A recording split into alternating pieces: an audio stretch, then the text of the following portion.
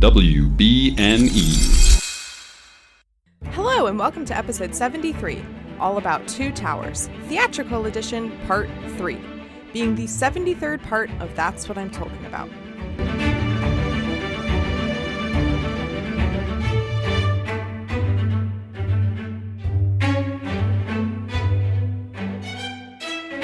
Hello, my name is Mary Clay. If that's too complicated for you, just call me MC. And today I'm joined by Kate Sánchez of But Why Though? Welcome, Kate. Thank you for having me. I'm very excited to talk about Lord of the Rings. Yay, yes, I'm excited to have you on. I think the way that we originally got connected, I tweeted back in September probably when I was starting to prepare for these movie episodes. I was like, I need to get, no offense to all of my guests who I've had on before, I love each and every one of you, but I was like, I need to get new people on, new faces, new perspectives. And so I tweeted and was like, please recommend me people to have on. And I think you replied and were like, my Twitter name is literally Oh My Mithrandir. Please have me on. Yes, that was me. That is I. I am Mithrandir because I decided let's do a Tolkien deep cut for a name that will be ridiculously hard to brand and write on anything because of space. I love it. I was playing Among Us. It was my first time playing it with the youths last week, and I gave my person the name Longshanks, which is one of Aragorn's ranger names when he's in Bree, and everyone was like, what is that? And I'm like, never mind, it's a joke, just don't worry about it. I named my Animal Crossing island Olorin, and people were like, ooh, what's Olorin? I was like, yeah, just assume it's a Lord of the Rings thing, please. It's keeping with the theme. So why don't you tell me a little bit about how you got into Lord of the Rings? Yeah, my dad. My dad was a huge reader. Backtrack a little bit. We were super poor growing up, so we had books and hand-me-down dolls. That's all I had. And so a lot of my dad and my bonding time was either throwing a football or reading a book together. And so he read The Hobbit to me when I was younger, and I reread The Hobbit to the point where the book was falling apart. And then as I got older, the Lord of the Rings movies were coming out, and so he decided to start reading those through with me. There was a group of 4 kids in my class that also loved Lord of the Rings. We tried to learn Elvish together, and everybody thought my dad was the cool dad because he got all the jokes, and that was probably, my dad got me into it, and I stayed for Hot Legolas. That's a very common answer with, I need to go back and do a pie chart of all my guests that I asked this question. I guarantee the biggest piece of that pie would be my dad got me into Lord of the Rings. And then tell me a bit about what were your memories with the movies? Did you go see them in theaters? Did you see them later, when they came out to DVD? What was that like? I saw them in theaters. I saw them because they came out during Thanksgiving. And every one that came out, my aunt and I and her daughter would go watch them all together right after Thanksgiving meal. And so it was a really special, that was probably the first time I had that communal theater experience. Because again, we weren't well off enough to go to the theaters all the time or watch movies in theater. A lot of my childhood was going to the flea market and buying a movie there and watching them that way. But for Lord of the Rings was this special sacred thing that looking back, I think Harry Potter was another one that we all went to together. But Lord of the Rings was when this first started happening. And then I would go back to school and we would just somebody would print out Elvish and then we would just trace it. And we were really obsessed with it. And I think every time I wrote the letter A, I put 3 dots above it for a straight, until at least the movies stopped coming out. So I have a lot of fun memories there. I actually had not seen the theatrical cuts not the theatrical cuts, the extended editions until earlier this year, probably about 2 months ago. Interesting. Yeah, it took me that long.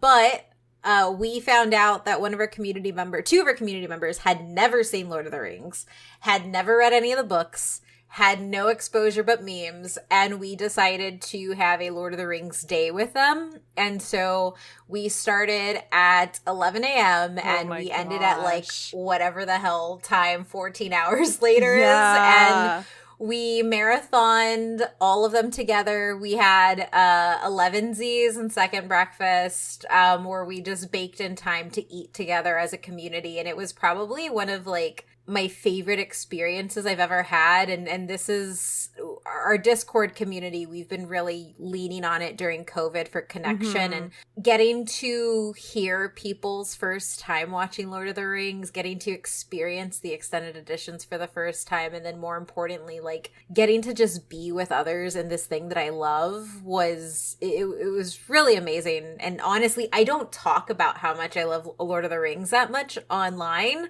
because it's kind of sacred and I don't want anybody to like ruin it for me. Yeah, I had a guest on recently who basically had the same philosophy basically of like, I love this thing so much that I don't want the internet to ruin it.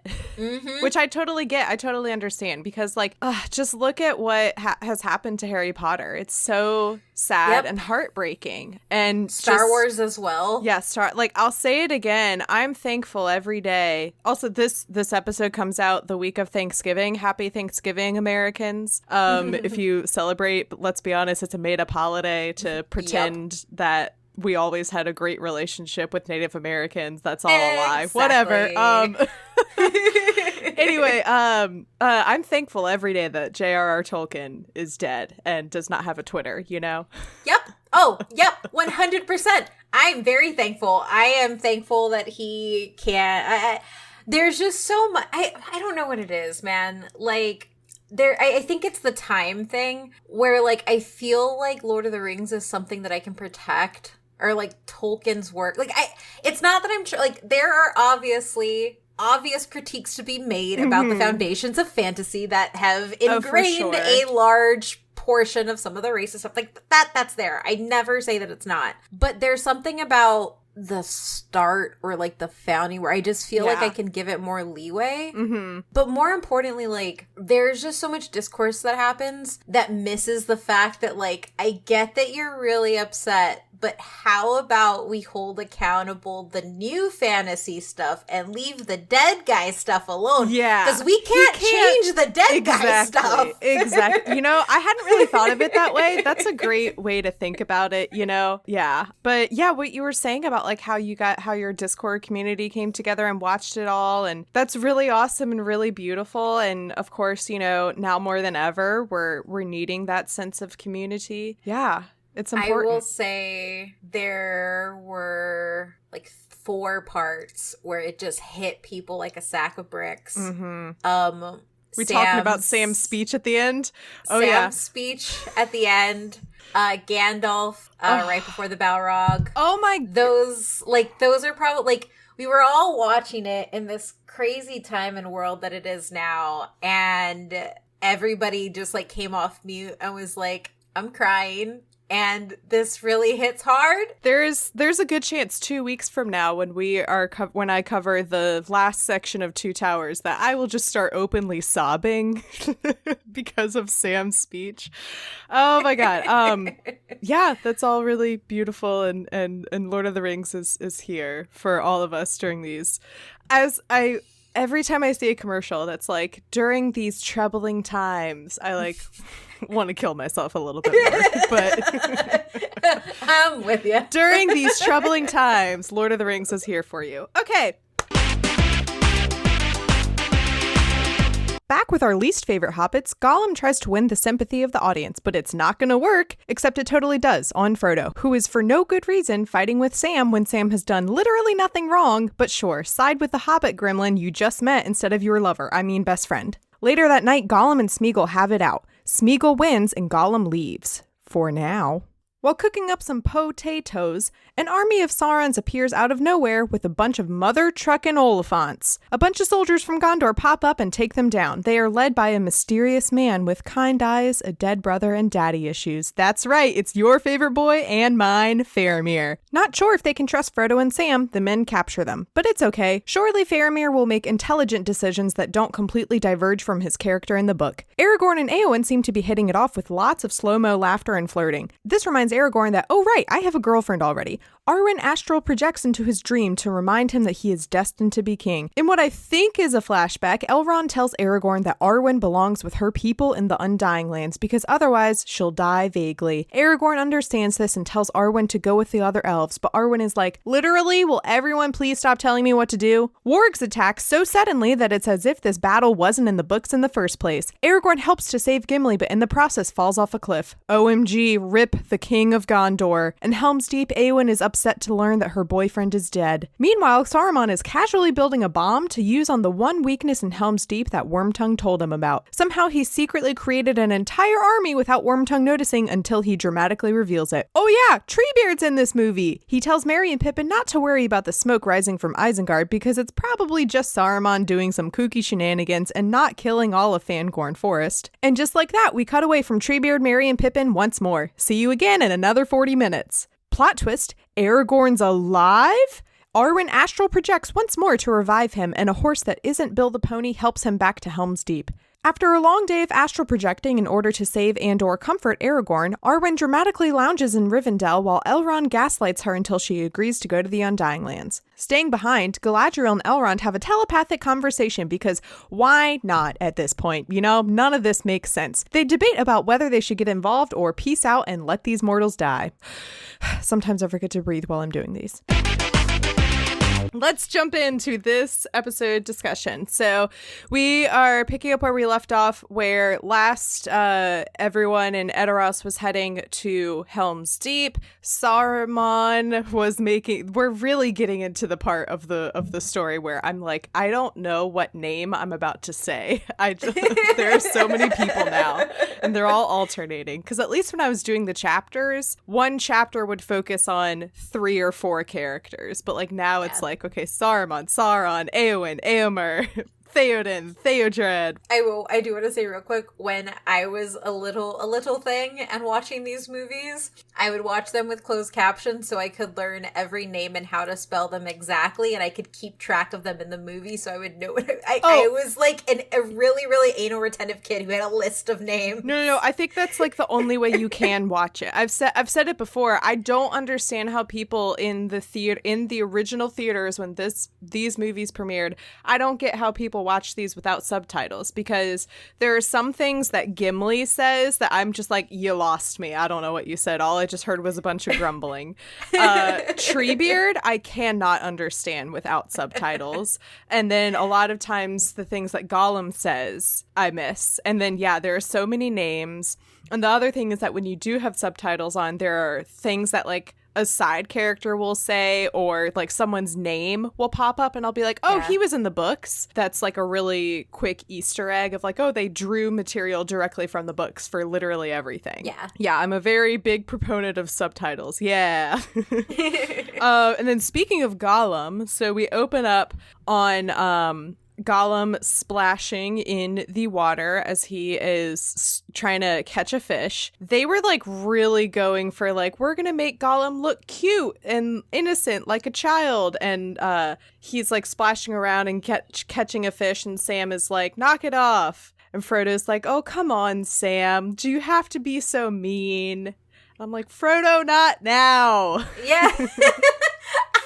Watching this as an adult, like, yo, I get that Frodo is the one we all remember because of his name and, you know, he's the ring bearer. But come on, Frodo. Like, really be on Sam's side for, like, one thing. Yes. Oh, my gosh. That's something that really puts me off about what they did. I understand why they did it. This thing that happens between Sam and Frodo in the movies, and how Gollum really drives a wedge between them, is non-existent basically in the book.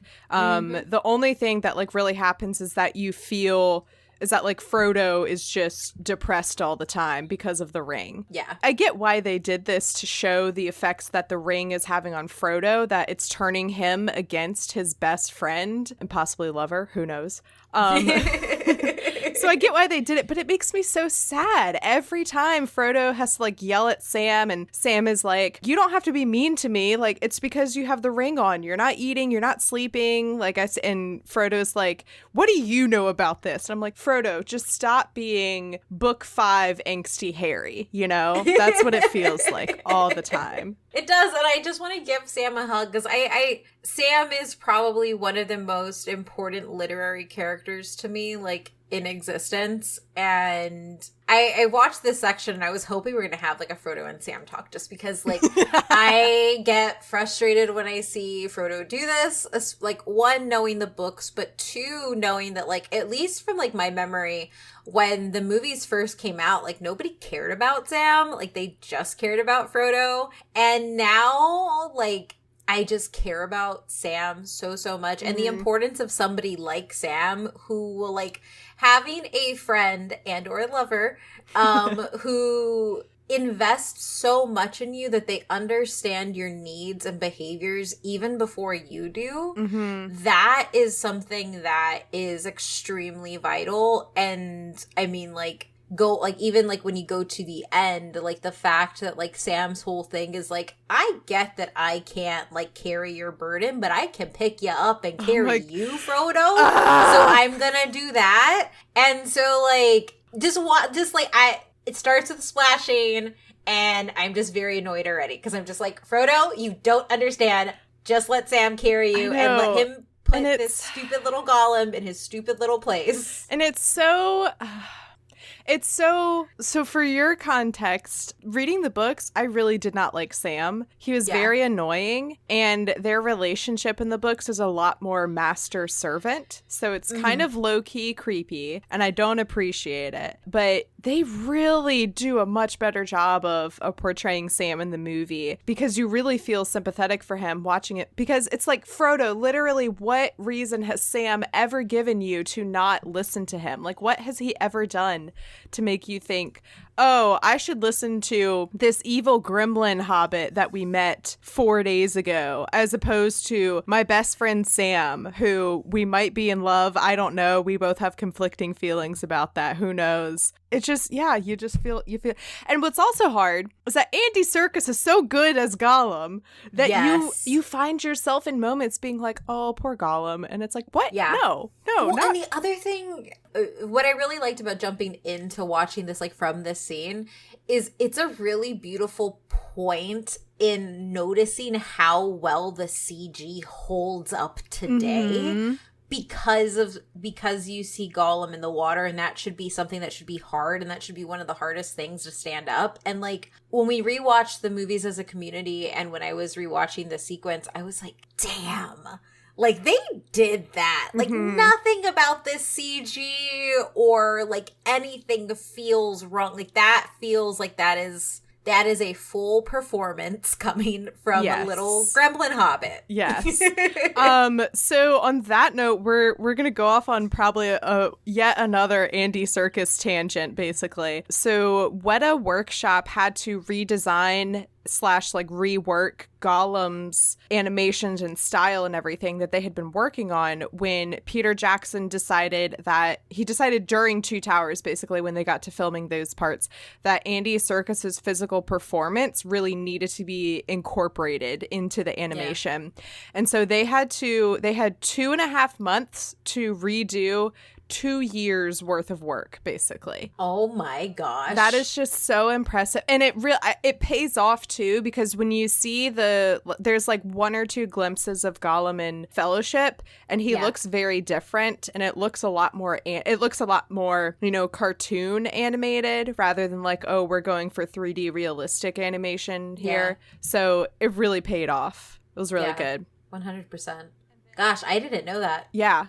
So props to Weta Workshop. And then also, so for this scene where Gollum is splashing around in the water, when they were filming it, it had snowed the night before. It had all melted by the time they came to film, but the water was freezing. And so Andy Serkis was just rolling around in this freezing cold water. And he had to, like, by the time they finished, he walked off set wearing a bunch of towels and the like aluminum foil like shock blanket things. Oh my gosh. Yeah. Man, Andy's a trooper. His dedication is really outstanding. Yeah. And then speaking of that, so later that night, Frodo and Sam are sleeping and we have I'm slamming my fists on the table because of how good it is, this scene that shows the duality of Gollum and Smeagol, where he's having this conversation with himself. And Gollum is telling him that Frodo and Sam can't be trusted. They're going to take the ring. They're going to hurt him. And Smeagol is like, no, they're not going to hurt me. They love me. And, basically telling Gollum to f off and leave me alone.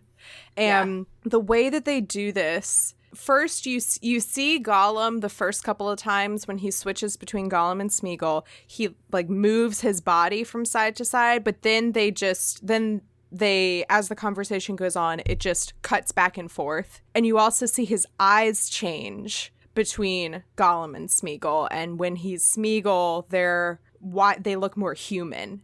And it's just good. It's masterfully done because, like, what I like about when they switch, when it switches from you can visually see Smeagol moving to it just being a camera trick that is always done when you're showing two people talking. It is like that transition happens exactly at the point in which you are starting to understand that these are two very separate entities in one body talking to each other.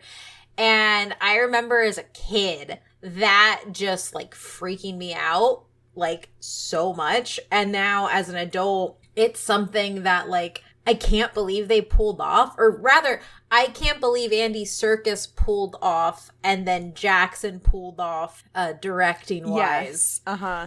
Because, like, that is... There's no choppiness. Do you know if that was shot, like, as one scene, like, continuously, or did he, like, do each parts, like... Yeah, I don't know. I'd have to watch. I'm sure that'll come up when I inevitably watch, like, the commentary for this. Yeah. But yeah, I wonder if he, like, did it first just as Gollum and then he did it again as Smeagol, or if he was actually, like, talking as Gollum and then he would turn around and switch to Smeagol.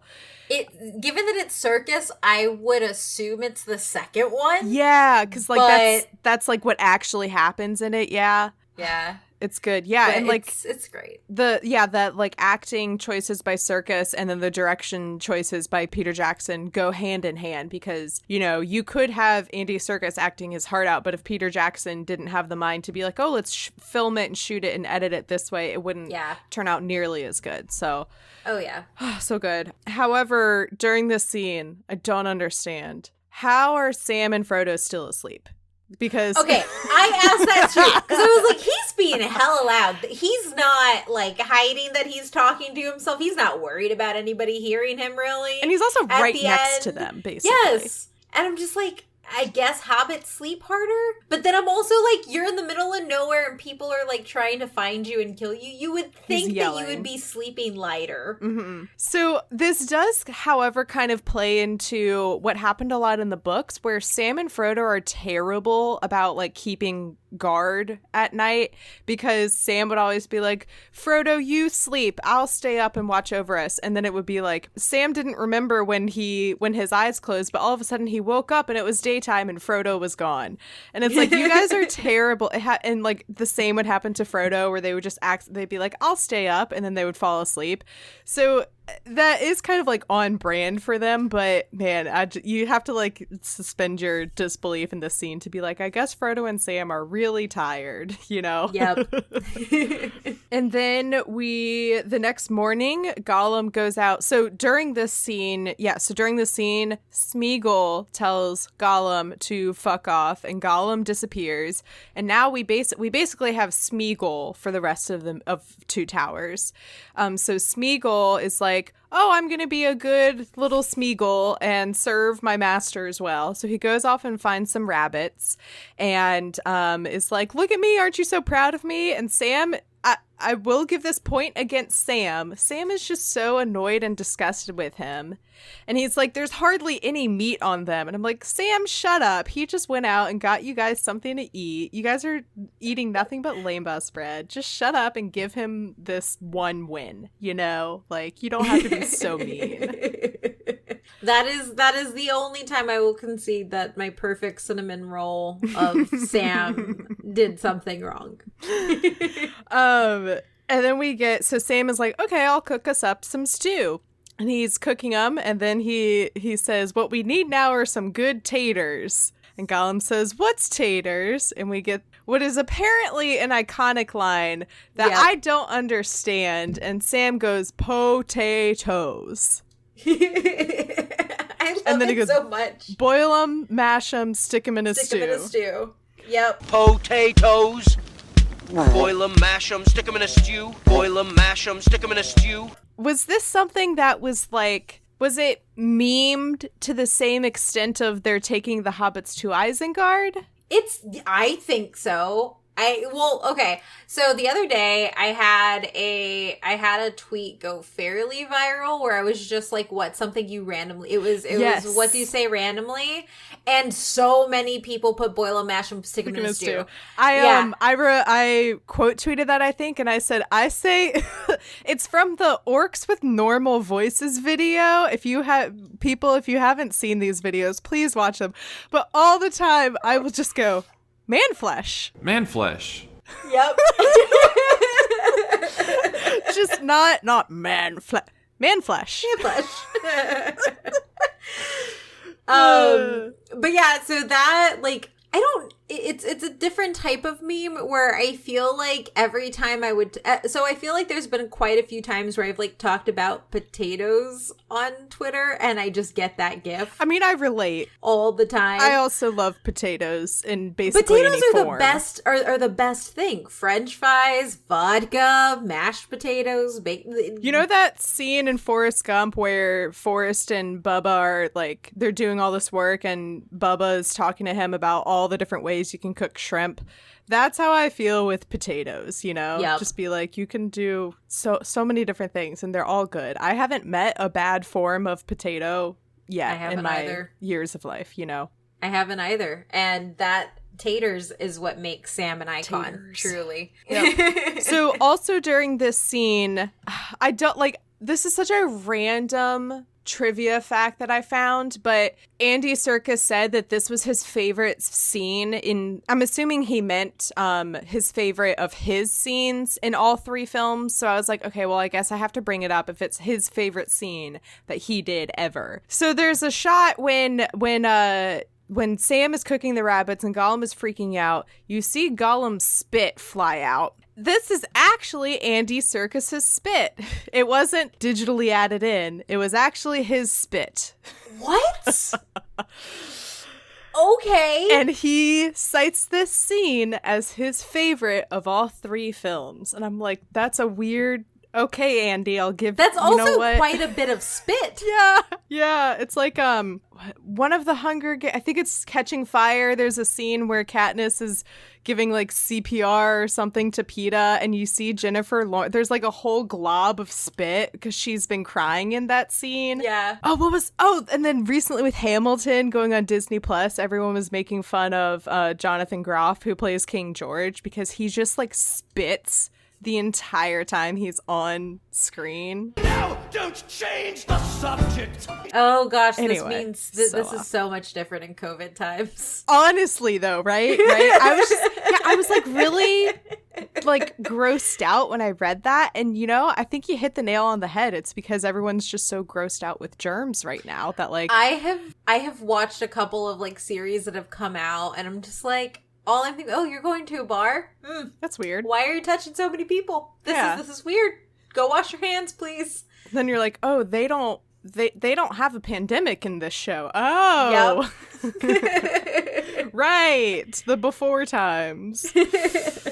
Yeah, so listeners, that's a fun fact you can bring up at the Thanksgiving table this week. Also, side note, I hope no one is actually having a huge family gathering and that you're just, you know, if you are doing a Thanksgiving, it's just with, you know, your immediate family or something. So please get on Zoom. Don't take a plane. Yeah, don't fly anywhere. Oh my gosh. But yeah, anyway, if you are there's an awkward silence, you're sitting there because your Trump supporting grandmother and then your Biden supporting dad aren't talking, just be like, hey, did you guys know that when in Two Towers, when Gollum spits about Sam cooking the rabbits, it was actually Andy Serkis's spit. Perfect. Anywho. And then as they're cooking, they hear an army coming through. What's that? More racially coded servants of Sauron. And then we also get the appearance of Oliphants, which when I was reading the book, I was very angry about and annoyed by, because when they appear, it's very random. And then in typical Tolkien fashion, he inserts like a page-long poem about them. And I'm like, Tolkien, I do not care about these Oliphants. Please. And I'm still convinced to this day that Tolkien wrote a poem about elephants when he was like 15 years old. And he's like, I'm going to use this one day. I'm going to hang on to it. And he was waiting all of Lord of the Rings to work it in there. He's like, you know what I'm going to do? I'm going to make Oliphants. And then Sam is going to say this poem that I wrote when I was 15 years old about elephants. And no one is going to be none the wiser except for this one girl 60 years later who's going to cover my stuff in depth on a podcast. Not gonna lie, I think that's the basis for the majority of Tolkien's writing.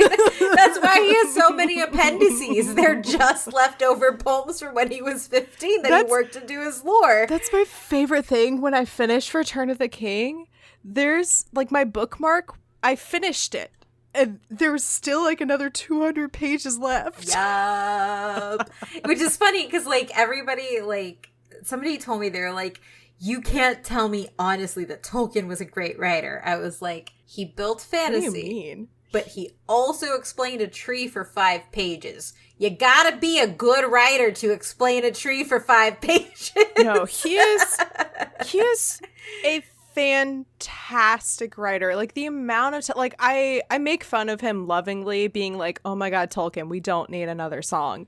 But there would be so many times where I would just be like, I'm gonna read this sentence just because it sounds real good. Oh yeah. You know? Like, oh yeah. And that's the thing, like, I love making fun of Tolkien because, again, 5 pages for a tree. There's nobody that comes close to 5 pages for a tree. And I love every bit of it. Exactly. There's a beauty and immersion to the depth of the writing that he does. But also there are songs about Oliphants, poems about Oliphants. Yeah. So there's Sauron's forces coming through. There are these Oliphants that are coming through as well. And then all of a sudden they are attacked by what look like rangers of some kind that pop out of nowhere. And my homeboy, my son, appears. It is Faramir. And, well, we don't know it's Faramir yet. I don't think we learn his name until later. We don't know exactly who he is. And he finds Sam and Frodo and kidnaps them. And you're kind of like, what? Because it just leaves them there for that moment. But when he appeared, I was just so happy. Oh, they don't say who it is. Do you know who it is? Yeah, it's Faramir. Oh, okay. I thought it was going to be this big reveal. No, it's my favorite boy ever in the world. Because I did not know what disappointment was yet to come with what they did with my son in this movie. and how they decimated his character, which actually I don't think we will get. Yeah, that won't be until next week that I get into that. But there are some major changes with Book Faramir that I do not appreciate. I'm not gonna lie. I've realized that I enjoy long-haired men because of all of Lord of the Rings. Oh, 100%. And that is 100% all I thought of then and now when I see Faramir first come on. I love him in a weird way in which I both want to marry him and adopt him. He needs somebody to love him. I don't care how or who. He just needs somebody to love him. I volunteer as tribute. So they kidnap Sam and Frodo because they're like, we think you're enemies. You're our enemies, you 2-foot tall people, yeah, which children. I was gonna say that has always just sat with me. I'm like, you could punt them. Yeah. What are they gonna do to you? You could punt them. At the very end of this section, you see them carrying them, like passing them from one person to the other like they are children. I think at that point they were actually using the actual children body doubles for the hobbits. But yeah, they're children. They are not any danger to you at all. Speaking of danger, we cut to everyone in Rohan fleeing to Helm's Deep. And then we get, oh my god, just Aragorn and Éowyn just kill me every time because the problem is that they did not, like, the writer, they knew that in the end, Aragorn and Arwen end up together. They knew this going into it. And yes, like, you adhere to the book and you make Éowyn fall in love with Aragorn. That's fine. You didn't have to go so hard on it, you know? Oh, yeah. They beat you over the head with it. Like, my thing is that it seems to be very much reciprocated also on Aragorn's end. That is what bothers me. That is what has always bothered me, because I can take Éowyn doing like helpless fangirl flirting. I mean, look at Aragorn. Yes. Look at him. Anybody would. But the fact that he entertains the flirts, like, yo, you want to be an elf so bad. You have like learned their entire culture. And you also love a beautiful woman that is Arwen. Why are you doing this? Why? Also, so what you said is basically what Miranda Otto said in an interview. So when she first arrived on set, she met all of the like main people that she would be working with, and then later on, she was talking about this first time meeting Viggo Mortensen, and she said, "Oh, it's going to be so easy to fall in love with this man." Yep. Dirty, grimy Aragorn. Oh my god. You gotta do it. Oh, I love it. So Gimli is talking about like, oh, people think there aren't any female dwarves, blah, and this is the flirting moment that I went back and rewound it like 5 times because I love it so much. Also, Éowyn like turns around and looks at Aragorn to be like, is he like just playing me? Like, what's going on? And Aragorn goes, it's the beards. And he like makes a beard signal with his hand. And they both look at each other and laugh. And I'm like, Aragorn, you can't be like, no, I'm in love with Arwen. We're star-crossed lovers. And then also be openly flirting with Éowyn. Yep. You know? Yep.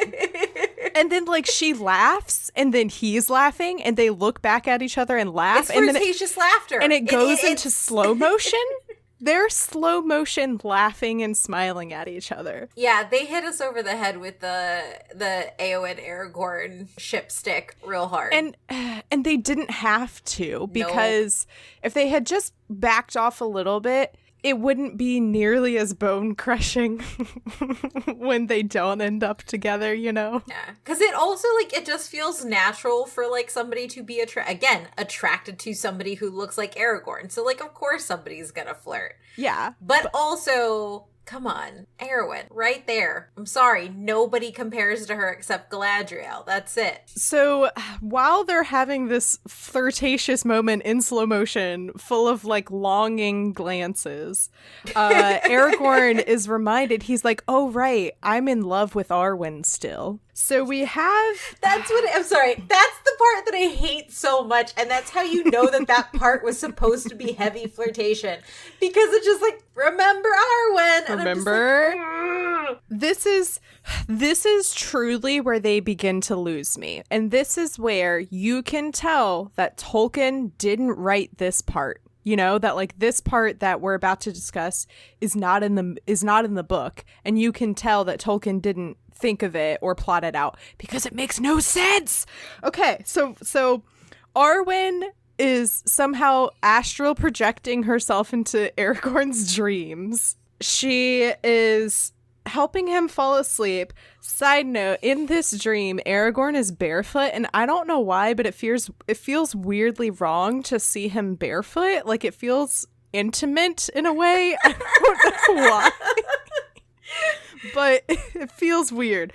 Anyway, they talk about, like, her going off and them not being together anymore. And it's just a lot of, like, mixture of, is this a flashback or is this a dream with these scenes that are happening? And then also Arwen's...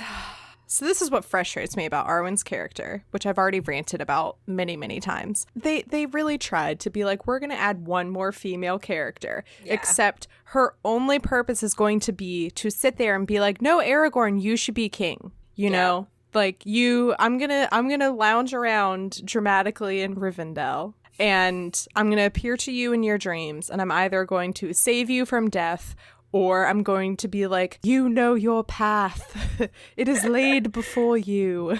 I remember being younger and being really let down by the end of the trilogy, because the best Arwen is in Fellowship when she does things. Yes! And then it's like, oh, so we don't see her do more stuff. No, it's that's bone crushing. That was, I mean, and I love Eowyn's my girl. Like, getting to experience her I am no man thing with people who had never seen it before. Like, I love her, but come on, Eowyn's just. You can just tell that the writer, they were like, we had a woman do one cool thing. So I think we're good for the rest of the 20 hours of this. We don't need to put anything else in here of her doing cool action things. 100%. She's just going to be here to look beautiful and tell Aragorn to stop being stupid and that he should be king, you know?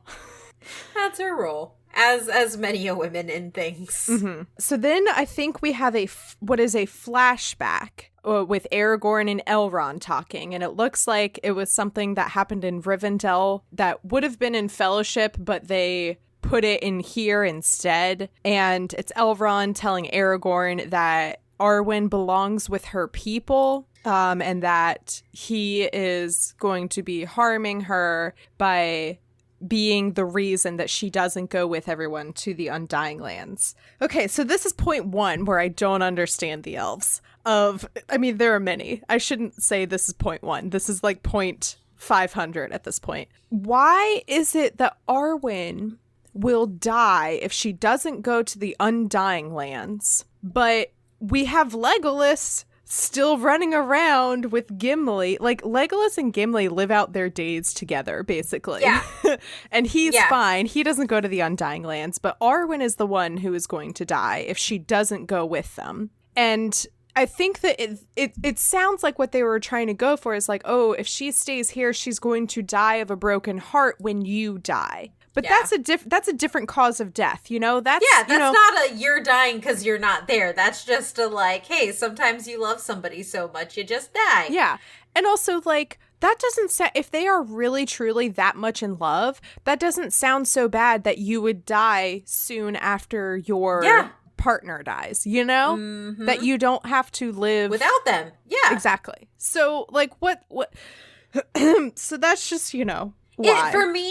For me, like, a lot of that a lot of that really showcases a lot of Elrond's selfishness, which I think is something that does come across like really well. And like, because Hugo Weaving is a really good Elrond, but like that man is selfish and there's no hiding it. Like he tries to, but like it's very apparent. And I think that like at least this scene is where like I started to clue in on it like the most. But yeah, it's one of those things where it's like, this is clearly not about her. This is about you wanting to make sure she doesn't die because you're her father and you don't know how to deal with this. And there's something that happens, I think it's in the last scene of this section that he says that I'm just like, bro, yikes, that's not good. But yeah, I totally agree. And so then we have another scene between Arwen and Aragorn where Aragorn is basically like, you need to go to the Undying Lands. It's not fair for me to ask you to stay here. And to Arwen's credit, she's like, I have agency. I'm an independent person. I can make my own decisions. And my decision is that I want to stay here. There is literally no one telling me I have to stay here with you, you know? Yeah. And so she insists that Aragorn keep the little necklace thing that is that supposed to be like, this is my immortality in this necklace? So I feel like that was always what I thought, that he's just carrying around her essence and that I don't is get it. Whatever. I don't either. Whatever. I don't either, because then I'm like, okay, well, what if she kept that essence on her and he gave it back? Would she still die if she didn't go to the Undying Lands? Like, did she have to go to the Undying Lands because she somehow took out her immortality essence and put it into the Evenstar? What's also confusing is that in the book, Arwen gives Frodo this necklace at the very end when everything is like wrapping up, and she gives him this like essence of elf light or whatever. So I'll have to like remember and when I get to Return of the King and see what happens there with that. But like, it's just, again, you can tell Tolkien didn't write this. Yeah, I personally feel like the reason it's kind of like her life force is made physical is because I don't think they trusted audiences, especially audiences. Yeah, especially audiences like not familiar with any of it, to be like, oh yeah. And so instead they said, we're going to put her life into a pretty star. And we, in the Facebook group a couple weeks ago, I asked a poll. I was like, so if you were an elf and you were in love with a mortal man, would you give up your elfness and your immortality to be with him? Because my answer is, oh, hell no. What are you kidding me? For a man? I mean, I love Aragorn, but like not even for Aragorn, would I do that? This poll diverged into like the longest like back and forth confusion discussion of like, wait, but in the books they say that, but okay, but I think in this appendices the necklace means this, and it eventually evolved to the point where it was like that gif from It's Always Sunny where Charlie is smacking the board with all the red string and he's going, Carol! That's what it felt like. Oh my god. I also feel like anytime you do ask a not nuance, but like a Tolkien question, you will inevitably end up in Charlie Land. Yes. In like 4 different appendices, somebody quoting the Silmarillion, and that's where we are. Yeah, exactly. And so then as Aragorn is having this like flashback, it all happened, by the way, because Éowyn was like, who was the woman who gave you that jewel? That is probably one of my like most hated moments. So here's the thing though, is that it's not like Éowyn is sitting there like, oh, I'm in love with this man and I have no idea that he has this woman, or I'm going to kind of swoop in and steal him from this. She is aware that there is another woman, and she kind of doesn't really let herself think that there's necessarily a chance until Aragorn is like, she's going to the Undying Lands. She is no longer in the picture, Yep. And that's when Éowyn is like, oh, great. Okay, so now that you guys have broken up, I can come in here and we're going to be amazing together. Yep. That's not what happens. And then I think, and I wrote my notes, I wrote down, and of course, Éowyn thinks she has a chance because of all the longing glances, you know? If it was something where Aragorn wasn't flirting back at her, she could be like, okay, I just have this crush on this guy who doesn't like me back. That's fine. But she's like, no, I stand a fair chance because he is not taken. He said he is not, with this person anymore. And we both obviously love each other. So this is great for me, He slow-mo laughed with me. It has to happen now. Yeah, 100%. Then we have a zoom in classic. Happens all the time. A zoom in on Legolas doing like an ominous look. And this was where I really noticed for the first time that 90% of Orlando Bloom's acting is just furrowing his eyebrows. Yep.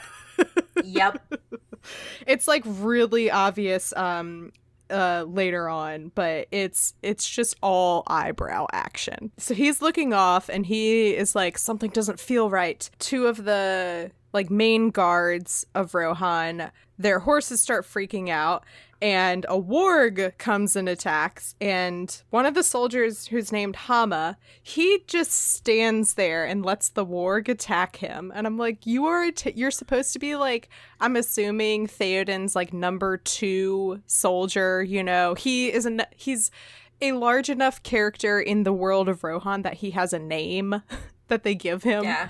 And he just stands there and screams until the warg eats him. It's a lot. And I'm like, use your sword. So then we go into a huge battle with these wargs that doesn't happen at all in the book. Gimli throughout all of the... Oh, wait, actually, first, before they go into the battle, Theoden sends the women and children off with Éowyn, and Éowyn's like, I want to fight, and he's like, just go, which is more from a perspective of this is my daughter, essentially, and I don't want her to be in danger. Also sexism, but So I read that scene differently. Oh. I think it's just because I desperately just want Éowyn to be this amazing feminist hero, but I know.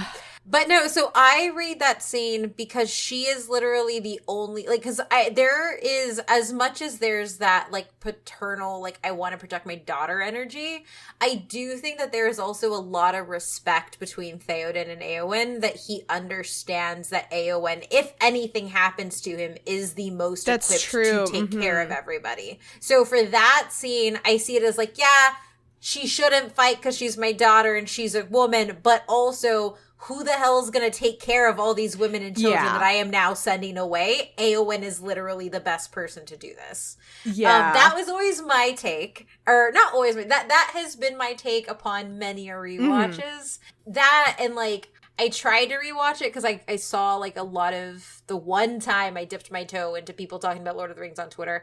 I saw a lot of breaking down to them too, and essentially saying that Theoden was extremely sexist and all these things. And when I rewatched it through that lens, and I tried to kind of interpret it like that, I saw it as different. It's I actually really like their interactions because it is extremely fatherly, but at the same time, he respects her as a person as much as he respects her as his daughter, which Elrond does not do. That's true. Should take some notes. That's true. Yeah. Totally. Yeah. I also do get that impression too, because in the books, in this part of the story, they actually leave Éowyn behind and tell her that she's in charge of Edoras. So that is, that does, line up with what happened, with her character kind of in the book as well. But yeah, it definitely does make sense that he's you know what, no, you're not going to come fight because where we need you right now is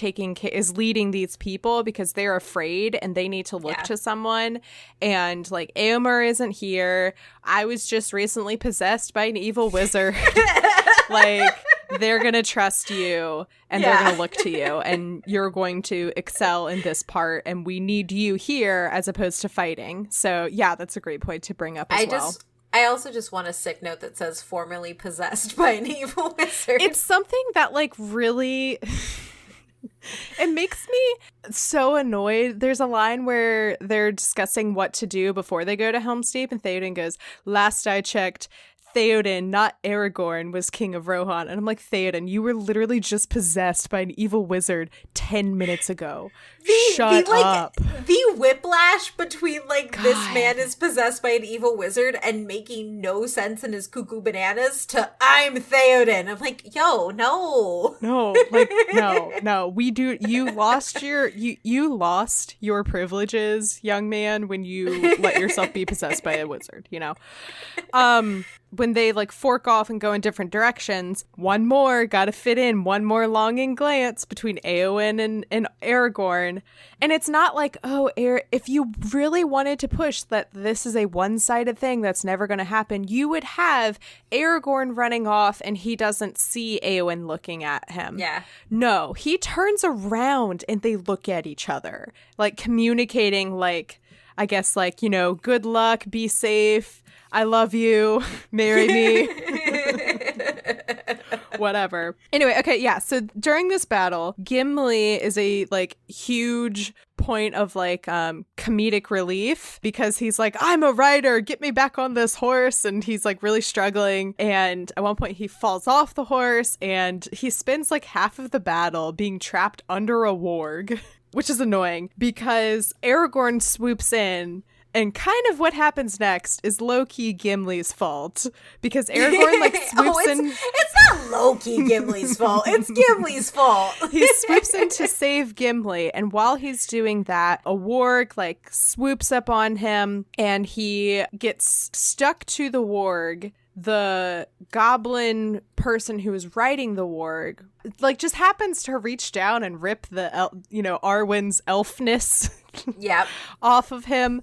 You know, very convenient. The warg runs down the cliff and Aragorn falls to his death. Except not really. Like, I had zero concerns. Watching it, I was mostly just like, I don't get it. Do you not believe that he's dead? Oh no! Why this unnecessary drama?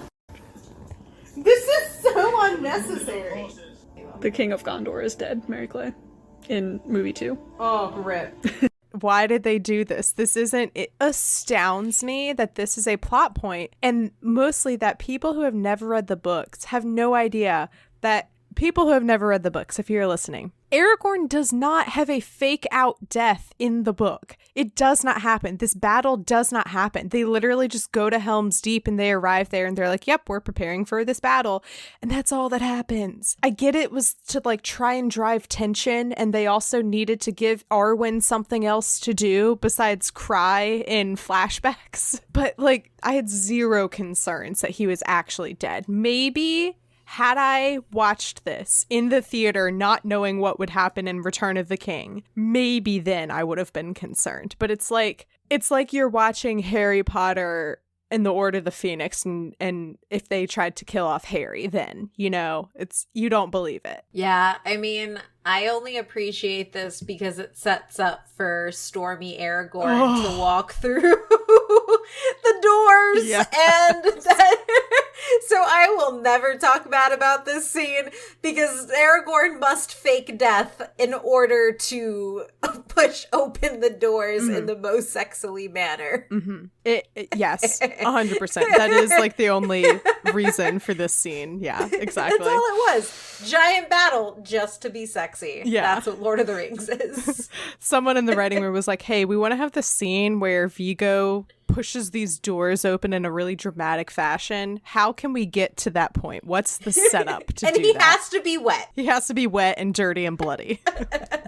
What do we do to get there? Also, I will say the CG in this fight is not great. In particular, there's this one shot. It's right at the beginning when the two soldiers are being at first attacked by the warg, and Legolas jumps down to run and help them. And you can 5,000% tell that it was Orlando Bloom on a green screen backlot, whatever, doing this scene, and then they put him in the background of this scene later in editing. Like, I mean, that's just like one specific example, but there are a lot of things in this battle that I was like, oh, that wasn't good. Yeah, this was the one point in when I rewatched it all where I was like, It kind of reminded me of like the rhino scene from Black Panther, whereas like Black Panther has phenomenal CG throughout the whole thing, and then they decide to bring in the war rhinos at the end, and you're like, oh, that was a choice. You certainly did something there. Yeah. So this is where, in particular, Orlando Bloom's eyebrow acting comes into play, because so he goes over to this goblin and is like, what happened? And he sees that the goblin is holding the necklace. When I was covering Two Towers for another podcast on our network, Bacon and Eggs, they made a joke about like, oh, Legolas and Aragorn are lovers, and that's why when later in Helm's Deep, when Éowyn sees them talking, she like has this moment of like, oh, he's not in love with me because he's in love with Legolas. It was his elf essence. Once you have that idea in your head, it does kind of make sense, because Legolas is the one to pick up the necklace, and he's like, no, he's not dead. And they walk over and look at the cliff, and Orlando Bloom's eyebrows are just working their hardest at this scene of looking sad. Yeah, I would like to know, actually, how many lines Orlando Bloom has in the entirety of this, like, 14-hour series. It's 90% just a zoom up of not even his eyebrows. face, just his eyes and eyebrows, basically, is all it is. We need to know what his elf eyes see. Yes. Yeah, so then they're like, oh, that's terrible. All right, on to Helm's Deep. And they cut back to the rest of Rohan walking to Helm's Deep. And in these scenes where you see all of the like peasants and villagers of Rohan and Edoras, I keep expecting to see the scene from Monty Python and the Holy Grail where they're the people digging in the mud and they're like, I'm your king. And they're like, I didn't vote for you. I keep expecting to see those people in these scenes, in these crowd shots. Strange women lying in ponds distributing swords is no basis for a system of government. The little girl, Frida, I think Freda, and her mother are reunited. Kate, this is very important because, I don't know if you know this or not, one of the only times that two women speak to each other in the movie is in a previous scene where the little girl asks Éowyn, she says, "Where's Mama?" And Éowyn says, "Shh." Oh my god. And that's that it. Hurts. That hurts and so much. Technically passes the Bechdel test. Because both of these girls, both of these women have names and they speak about something other than a man. Oh my gosh. Yep. That also puts in perspective how incredibly low that Oh yeah, I know. Right. I say this, very tongue in cheek of like, this is terrible, but oh yeah, no, yeah. I 100% get it, but listen, part of me is just like, oh yeah, that passes, and then I'm like, oh wait, but how does it pass? Yeah.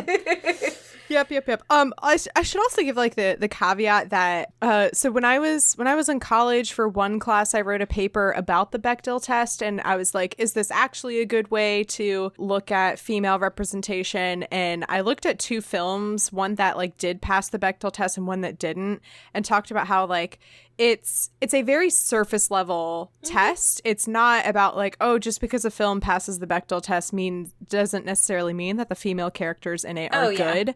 One example of that I talked about in this paper was Guardians of the Galaxy. It's either 1 or 2. Passes the Bechdel test, but only because Gamora and Nebula speak to each other, and that's how it passes, but they literally fight each other the entire time and try to kill each other. And it's like, is that really the kind of like positive female role models we want to set for little girls in the audience, So just want to like give that quick caveat that the Bechdel test is not, all knowing.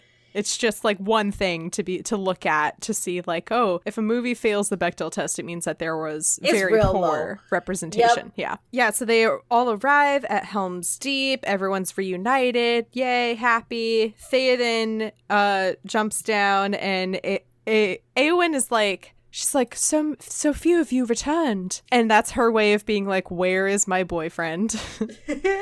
And also, it's, once again, not to be like, oh, this is a one-sided thing, that it's only Éowyn. Literally, at like Gimli, Legolas, and Theoden are all like, we're sorry, but he isn't here. You know, that, like, even they. Everybody knows. Yes. Everybody knows that she likes him. Yes. Everybody. Gimli, I think, was a shipper for Éowyn and Aragorn, because he says, also very select words that he uses. He says he fell, not he died. Yep, he fell. He fell. But I mean, he means that he died. Whatever. Yeah. And then Theoden and what's his, I don't know, his sidekick, whatever at this point, are walking around talking about Helm's Deep and how it's going to keep them safe. As they're talking about it, we have a voiceover and we cut to Wormtongue and Saruman talking, and Wormtongue is explaining that Helm's Deep is a impenetrable fortress, except for this one place. And There's always the one place. Why? I'm like, well, then what was the point? Even like, I get that when it was built, they weren't thinking that a wizard would invent a bomb. But I was like, well, then why don't we make our fortresses so that they don't have one weakness point, you know? Let's not do that. Stairs and Death Star. Yeah, exactly. Saruman is making a bomb. And, well, I guess we don't. When you put it like that.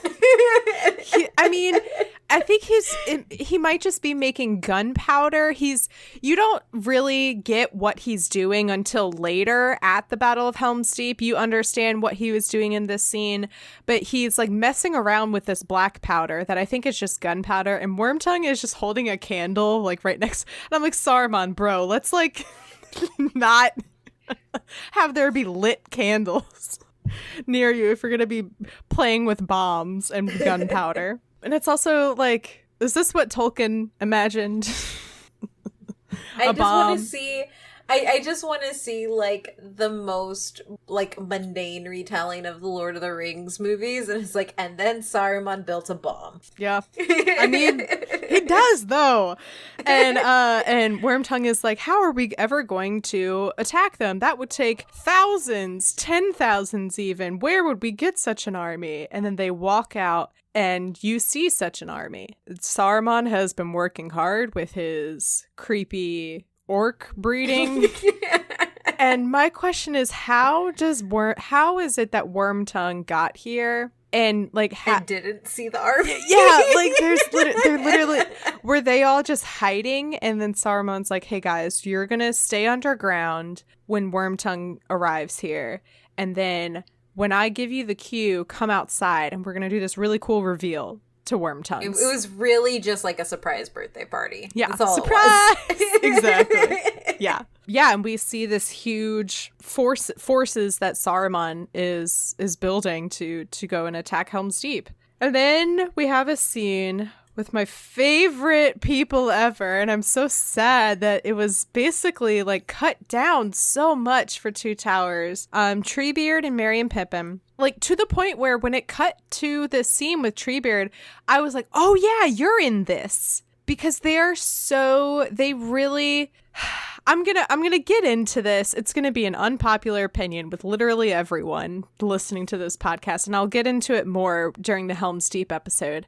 But I really don't like the way that they structured Two Towers so that it's centered around Helm's Deep as being the climax.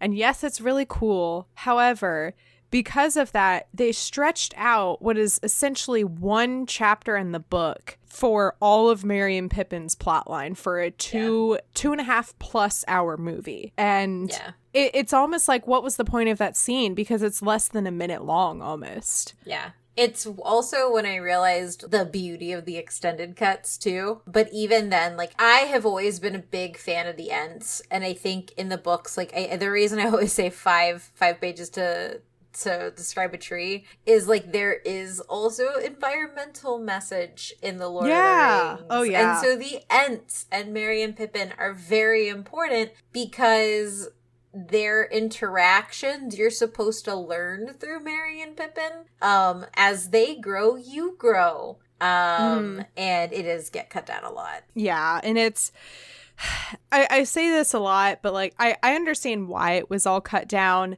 and I'm sure I'll discuss this more once I cover the extended edition. Like, it makes sense because the whole charm of the Ints when you're reading it is that like you slow down and you just like hang out with them. And I'm like, I would love to have like 10 full minutes of us just sitting around listening to Treebeard be like, ho hum, you are not orcs, you know. And seeing Merry and Pippin be like, it's a tree that can talk. You can't do that in a movie because it totally slows things down. But anyway, so in this scene, Treebeard and Merry and Pippin are walking, and Treebeard is talking because they see smoke, and Merry and Pippin are like, what's that? And Treebeard says, oh, that's Isengard. Saruman's always up to something. And this is the point where I'm like, Treebeard, literally just turn your head and you'll see that he has, because in the book, Treebeard knows what Saruman is doing, and he knows, and that's like part of the reason why he's so angry and upset and everything, is because he knows what Saruman has done to the Ints and to the trees and nature, and it hurts him. When they have the Int moot, the Ints are like, yeah, let's go to war, and it's not something that Merry and Pippin have to trick them into doing. So I don't like that they made this choice for Treebeard, because he's supposed to be very almost like Tom Bombadil-esque, where he kind of like, he's very connected to the forest and nature and the world, and he knows what's going on. And so I don't like that he doesn't know what's going on. Yeah. I have nothing to add, just cosign. Cool. Yeah, we cut to Aragorn floating in a river, and I just had this huge moment of frustration because I was like, we were just like getting things going again with Treebeard. Like, stop cutting away from them so much. It's so annoying. Less annoying though, because we do cut to Aragorn, so there is that. So this will bring us to this week's segment of, is Viggo Mortensen actually a ranger? During a take while filming this scene where he is floating down the river, Viggo Mortensen was dragged underwater, and he managed to kick himself back up off of a rock, perhaps saving his life. And that concludes this week's segment of, is Viggo Mortensen actually a ranger? What? Yeah. So, oh my gosh. Kate, I don't know if you know this or not, but there are an absurd amount of trivia facts about Viggo Mortensen just being like, yeah, I wanted to use a real sword instead of a prop sword. People in New Zealand, he would take the real sword with him to practice, and he had like the police called on him multiple times. Like, he's insane. It's truthfully crazy. Oh my gosh. Yeah. The only fun fact I knew was the whole helmet kicking. Yep. Yeah. Oh, it's so good, yeah. Listeners, did you know that when Viggo Mortensen kicks the helmet in Two Towers, Viggo Mortensen actually broke his toe there? And they kept the take. The necessary thing in any Lord of the Rings watching is somebody who will bring up that specific fact at that moment in time.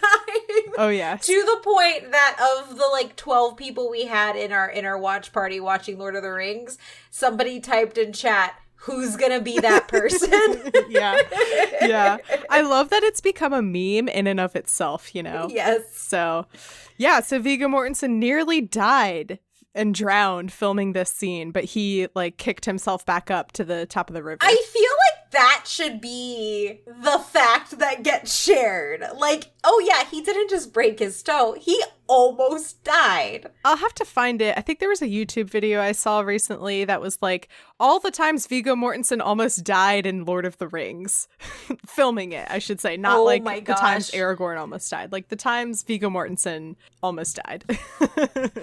Yeah, so he's floating down the river, and then we have another weird, like, is this Arwen astral projecting to save him? And I made a joke, but I legitimately think it's true now, that the elves are actually just aliens who are disguising themselves to try and fit in with Middle Earth as they learn about life there, but they don't exactly know how to be normal, which is why they come off the way they do. And then one of my guests on the previous episode was like, oh, well, if that's your theory, then what happens with the elves later on in this movie is they astral project. And I was like, you know what? You're not wrong. I am, oh God, why am I on board with this? You know? I don't know, but I am. I think like I'm like 90% joking, 10% like, but actually that makes sense. I know. I mean, for some of the choices in this movie, that's kind of the only option. Mm-hmm. Yeah, so Arwen astral projects. During this scene, it was originally supposed to be in English, but Liv Tyler she had like fallen in love with the Elvish language that they had been learning, and she convinced Peter Jackson that this scene would be better if they spoke in Elvish. And so that's what they did. So I just think that's really cool. And also, I like that. Yeah, I also just love how it shows how much the actors cared about the films and their characters. Yeah, I agree. And I think that this scene in particular, like, sparked a lot of conversation in that watch party, just because, like, Aragorn is definitely that foreign exchange student kid who went to a new country and decided that he wanted to become that nationality. Yes. And that really shows when he speaks Elvish, I think. But there's something really great when you watch the two of them interacting there, because for me, this scene isn't about her meeting him where he's at, which is essentially what her entire thing is. Like, I'm an immortal and I have to meet you where you are as a mortal. It's him meeting her where she's at and speaking to her in her language. Mm-hmm. So, it's probably not that deep, but that's how I read it. Actually, my new headcanon is that Aragorn, he sees like Arwen, he's like, oh, that girl's an elf. I'm going to learn Elvish so I can impress her. Oh my gosh, I'm with that. You know? I'm with that. Arwen is basically like, don't give up, Aragorn. Live on and prosper. No, that's wrong franchise. Same ears. But really. And so then a horse comes up, and this is something that is not, it's from my understanding in extended edition, which I haven't seen yet. There's a scene where Aragorn has a moment with this horse that he names Brago. And so you have that established connection when you're watching extended edition. Mm-hmm. But in theatrical edition, this horse just comes up randomly. The first time watching it, I was so excited because I was like, oh my God, it's Bill the Pony. They brought Bill the Pony back in to save Aragorn. And I was so happy. And then he's like, Brago. And I was like, no. So yeah, that's my suggestion for for when they remake these films, if they ever do. The horse that comes to save Aragorn should be Bill the Pony. Oh my gosh. Also, don't put it in my head that they're going to remake these films, because I do not want them to. I don't want them to ever touch this. Yeah, I feel it rumbling. No, I agree. I don't actually think they should remake these, just because I'm in the camp of please stop remaking movies, Disney, because I want to see new stories. Oh yeah. You know, I'm nervous to see what's going to happen in a couple weeks when it might be like when this comes out, it's next week basically, when the 4K versions come out, to see like, did they make it worse? Did they just go in and clean? If they went back in and cleaned up a couple of the bad CGI and effects, that's fine. But like, I hope they still also kept the essence of like, this was a movie that came out in 2002. Yep. And I think that's the important thing. And I definitely didn't think you were in the camp of the remakes, but I'm like, I feel like right now with Disney, there's like this inevitable like guillotine, like this blade just hanging of like remake of an adaptation, remake of a loved classic, because we need to right now. But thankfully, COVID has made movie making very hard. Yes, that's true. And I feel like if they were going to remake Lord of the Rings, they would have to throw every dollar and investment into it, because if you mess that up, and Amazon's already having to deal with this, if you mess up anything with Lord of the Rings, especially with a series, like a trilogy of films that people like it's, if I say Lord of the Rings is the best trilogy in existence, I don't get fights like I get if I say I liked Rise of the Skywalker. That doesn't happen. I could say the Lord of the Rings trilogy is perfect, and I will get 50 comments with people saying, you are 100% right, let's go. Yeah. So, like Hugh Jackman as the Wolverine, don't mess with it. Yeah, I don't know if I could watch a version of Lord of the Rings that doesn't have, like, I think there are a couple actors that, like, it wouldn't throw me off if someone other than Orlando Bloom was playing Legolas. Like, I think I would be sad, but I don't think it would be as terrible watching it. Because you only need the sweet brow action. if like Ian McKellen is Gandalf. Yep. As much as it pains me to say it, Elijah Wood is Frodo. Yep. I don't think he's a particularly good actor as this role, but it works still. And Sean Astin and Viggo Mortensen is Aragorn. Again, Viggo Mortensen almost died for this role. He's literally Don't Aragorn. Recast that. I just couldn't watch it. It just wouldn't feel right. And I almost feel, and this is like a little bit different too of like how would I feel if they redid the Harry Potter movies. I'm not even sure I would mind it if they did that, because all of these actors were kids when they were doing these movies. So I don't think it would like be as hard to watch it with new kid actors, because you just grow up with them again. Grow with them. Yeah, exactly. Yeah. But like, anyway, yeah.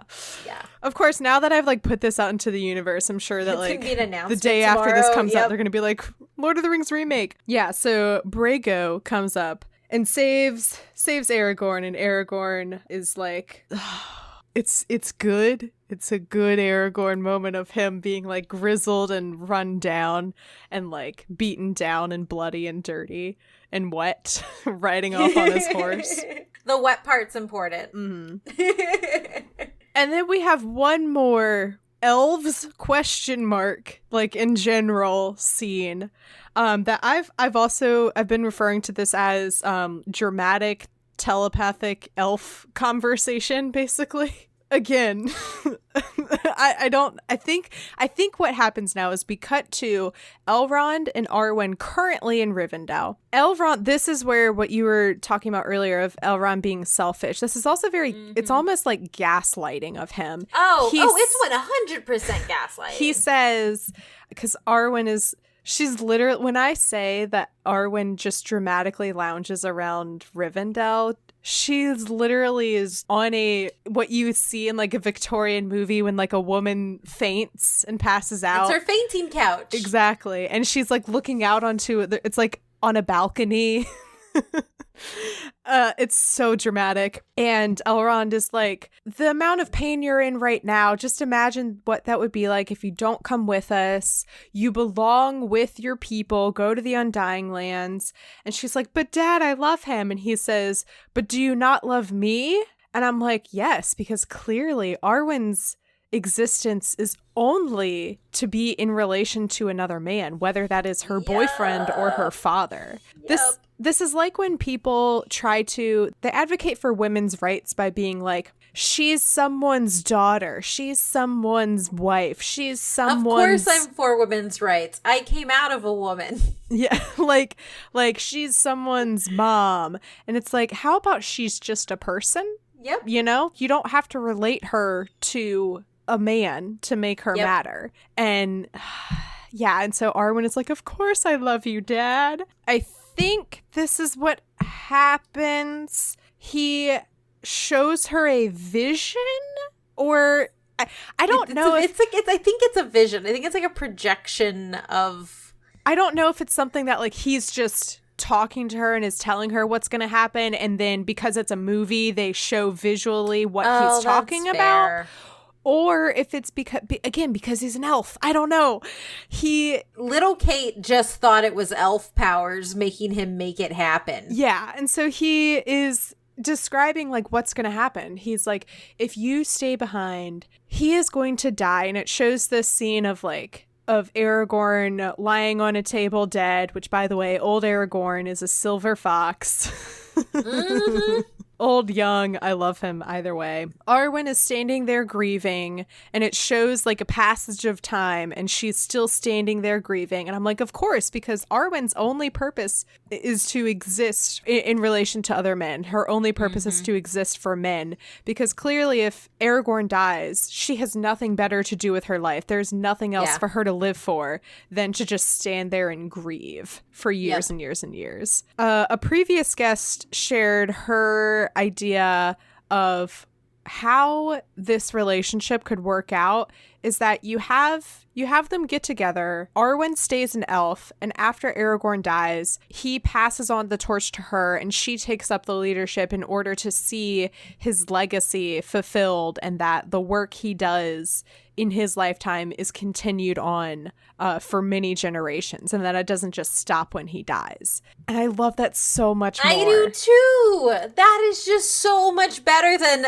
but she gonna die though. Yeah, than being like, oh, poor thing, she's gonna die of a broken heart. Aw. I hate the prequel trilogy in Star Wars because of that. I hate the broken heart nonsense, which I understand that sometimes it does happen with people, and that's a real thing. But also, it's fiction. Let her become, like, her own person, and don't say she's just gonna die because of him. Whatever.